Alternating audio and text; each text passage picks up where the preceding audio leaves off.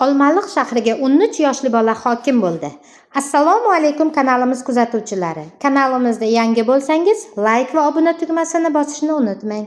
26 fevral kuni Toshkent viloyatining Olmaliq shahri hokimi Qobil Hamdamov bilan Yoshlar kunida 6-sinf o'quvchisi Firdavs Toshboyev 1 daqiqaga hokimlik qilish imkoniyatini so'radi. Bu haqda shahar hokimligi o'zining Telegram kanalida ma'lum qildi.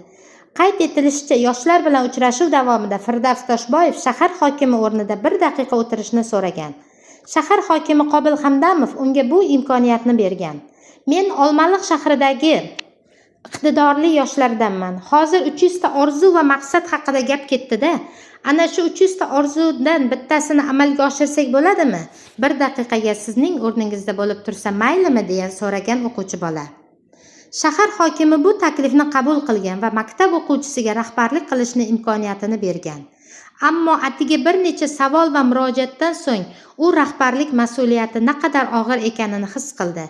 Firdavsga hokimlik nafaqat minbar, balki katta javobgarlik ekanini anglash uchun 1 daqiqa ham yetarli bo'ldi, deyiladi hokimlik xabarida.